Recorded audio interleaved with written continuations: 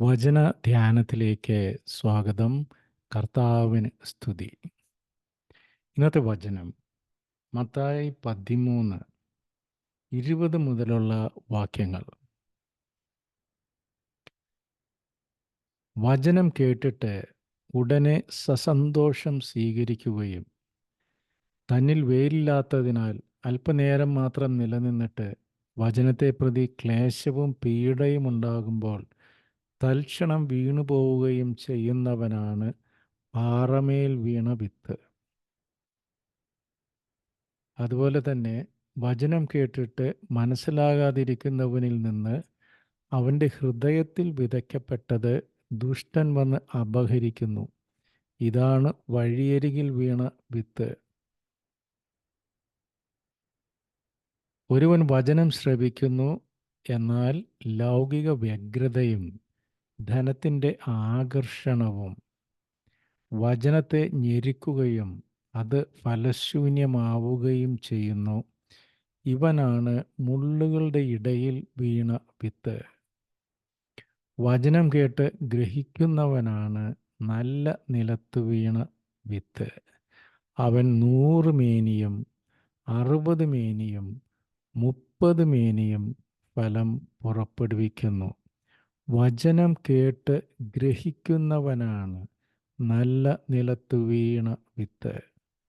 വചനം കേട്ട് ഗ്രഹിക്കുന്നവനാണ്, വചനം കേട്ട് ഗ്രഹിച്ച് അതനുസരിച്ച് ജീവിക്കുന്നവനാണ് നല്ല നിലത്ത് വീണ വിത്ത്.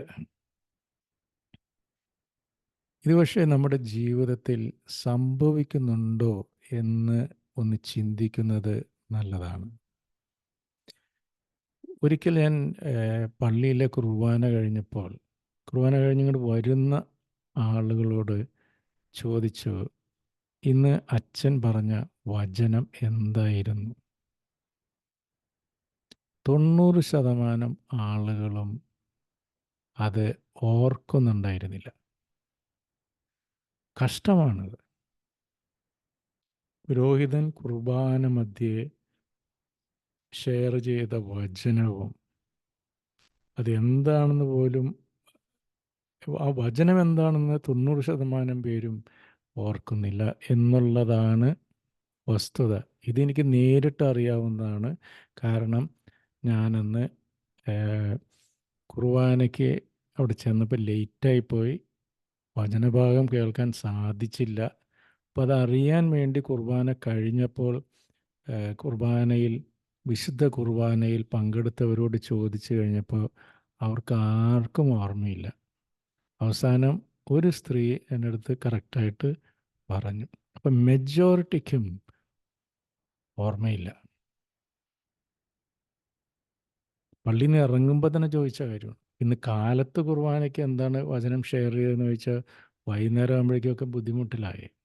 അപ്പം ഇവിടെ കർത്താവ് പല പ്രാവശ്യം പറഞ്ഞിട്ടുണ്ട്, വചനം കേൾക്കുകയും അതനുസരിച്ച് ജീവിക്കുകയും ചെയ്യുന്നവനാണ് എൻ്റെ യഥാർത്ഥ ശിഷ്യൻ.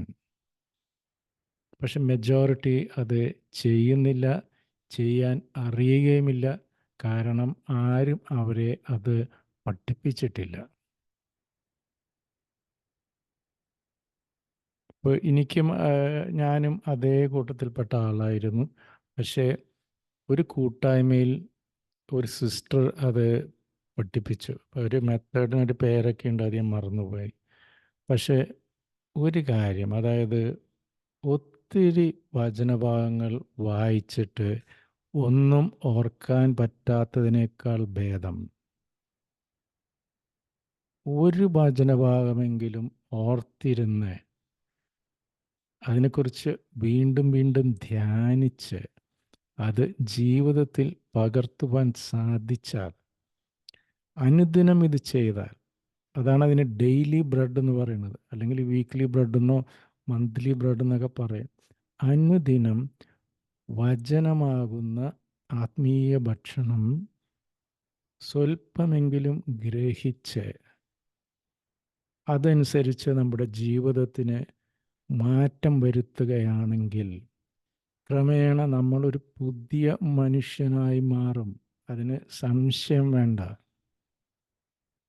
അപ്പം അതിന് ഭക്തിയോടുകൂടെ വചനം വായിക്കണം.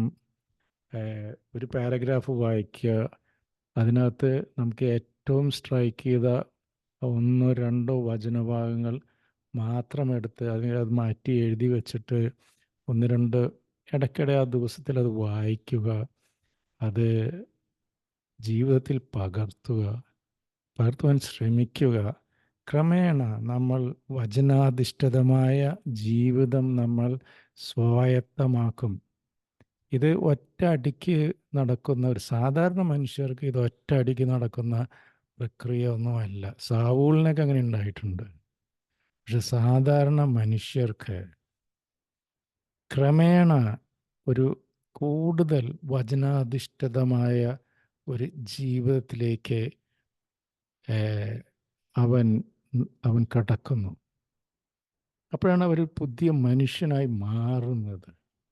വചനത്തിൻ്റെ നിറവിൽ എന്തെന്നില്ലാത്ത സന്തോഷവും സമാധാനവും ഐശ്വര്യവും എല്ലാം അനുഭവിക്കുന്ന പുതിയ നിധി കണ്ടെത്തിയവരെ പോലെയുള്ള പുതിയ മനുഷ്യരായി മാറുന്നു. നമ്മൾ ചെയ്യേണ്ട ഒരു കാര്യം വചനം വായിക്കുക, ധ്യാനിക്കുക, അതനുസരിച്ച് ജീവിക്കുവാൻ ശ്രമിക്കുക. ക്രമേണ നമ്മുടെ ജീവിതത്തിൻ്റെ ഒരു ട്രാൻസ്ഫോർമേഷൻ നമ്മൾ വിറ്റ്നസ് ചെയ്യും. അത് വിറ്റ്നസ് ചെയ്ത് കഴിയുമ്പോൾ നമ്മൾക്ക് ബാക്കി എല്ലാം സെക്കൻഡറി ആയിട്ടുള്ള കാര്യങ്ങളായിട്ട് മാറും. കർത്താവിന് നമ്മൾ ഒന്നാം സ്ഥാനം കൊടുക്കും. പൂർണ്ണ ഹൃദയത്തോടെ, പൂർണ്ണ ആത്മാവോടെ, പൂർണ്ണ മനസ്സോടെ നമ്മൾ കർത്താവിനെ ആരാധിക്കുന്ന സമയം വരും. That life is beautiful. That life is lighter than the life which this world gives us. ഇതിലേക്ക് കർത്താവ് നമ്മളെയും നമ്മുടെ ജീവിത പങ്കാളിയെയും നമ്മുടെ കുടുംബത്തെയും നമ്മുടെ സുഹൃത്തുക്കളെയും നമ്മുടെ അയൽവക്കക്കാരെയും നമ്മുടെ നാടിനെയും എല്ലാം ക്ഷണിക്കുന്നു. അപ്പം ആദ്യം ഇതിന് വിഘ്നമായിട്ടുള്ള എല്ലാ കണ്ണിലെ തടിക്കഷ്ണങ്ങളും എല്ലാം കർത്താവിനെതിരായിട്ടുള്ള, വചനത്തിനെതിരായിട്ടുള്ള എല്ലാം നമുക്ക് മാറ്റാൻ സാധിക്കില്ല ഒറ്റയടിക്ക്. പക്ഷേ ശ്രമിക്കാം. പാപങ്ങൾ ഏറ്റുപറയാം, അനുദപിക്കാം. ഓ മൈ ലോർഡ്, ഇനി ഇതെനിക്ക് വേണ്ട, എനിക്ക് അങ്ങയുടെ സന്തോഷം മാത്രം മതി എന്ന ഒരു നിലപാടെടുക്കാം. വീണ്ടും വീണു പോയേക്കാം, മനുഷ്യരാണ്. വീണ്ടും എഴുന്നേൽക്കുക, വീണ്ടും വചനാധിഷ്ഠിതമായ പശ്ചാത്താപത്തിലേക്കും വചനാധിഷ്ഠിതമായ ജീവിതത്തിലേക്കും തിരിയുക. ക്രമേണ നമ്മളിൽ മാറ്റങ്ങൾ വരും. അത് മറ്റുള്ളവർ കാണും, നമ്മുടെ കുടുംബാംഗങ്ങൾ കാണും. അവരും ഈ ഒരു ജീവിതത്തിലേക്ക് കടന്നു വരും. ദൈവം നമ്മെല്ലാവരെയും ഇങ്ങനെയുള്ള ഒരു ജീവിതത്തിനായി ഒരുക്കട്ടെ, അനുഗ്രഹിക്കട്ടെ. ഇതിനുള്ള കൃപ സർവേശ്വരൻ നമുക്കെല്ലാവർക്കും പ്രദാനം ചെയ്യട്ടെ. എന്നെ കർത്താവേ കർത്താവേ എന്ന് വിളിക്കുന്നവരല്ല, എൻ്റെ വചനമനുസരിച്ച് ജീവിക്കുന്നവരാണ് ക്രിസ്തു അനുയായികളെന്ന് കർത്താവ് നമ്മളെ വീണ്ടും വീണ്ടും ഓർമ്മിപ്പിക്കുന്നു. അതിന് വചനം വെറുതെ വായിച്ചു വിട്ടാൽ പോരാ. വചനം വായിക്കണം, ഗ്രഹിക്കണം, മനനം ചെയ്യണം, അതനുസരിച്ച് ജീവിക്കുവാൻ ശ്രമിക്കണം, അതിൻ്റെ മാധുര്യം അനുഭവിക്കണം. ക്രമേണ we will be addicted to it. അങ്ങനെ നമ്മൾ ക്രിസ്തുവിൻ്റെ വെളിച്ചമായി, ക്രിസ്തുവിനെ ഈ ലോകത്തിന് പരിചയപ്പെടുത്തുന്നവരായി നമ്മൾ മാറും. ലോകത്തിൻ്റെ നമ്മളിലൂടെ ക്രിസ്തുവിൻ്റെ പ്രഭ ഈ ലോകത്തിന് പ്രാപ്യമാകും. ഈ ലോകത്തിന് ഏറ്റവും അത്യാവശ്യമായിട്ട് നിൽക്കുന്ന കാര്യം അത് തന്നെയാണ്.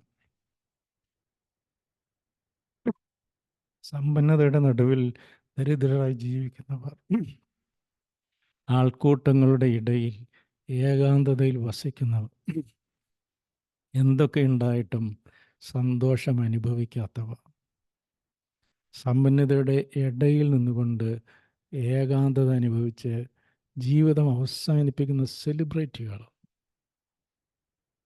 ഇങ്ങനെ എത്ര എത്ര ഉദാഹരണങ്ങൾ നമുക്ക് കാണാൻ പറ്റും.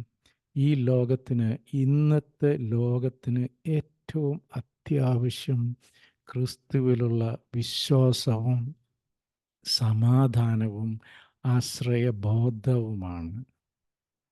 ഈ ഒരു വെളിപാട് കർത്താവ്, ഈ ഒരു ജ്ഞാനം കർത്താവ് നമുക്കെല്ലാവർക്കും നൽകി അനുഗ്രഹിക്കട്ടെ. ആമേൻ. നിങ്ങളും എനിക്ക് വേണ്ടി പ്രത്യേകം പ്രാർത്ഥിക്കുമല്ലോ.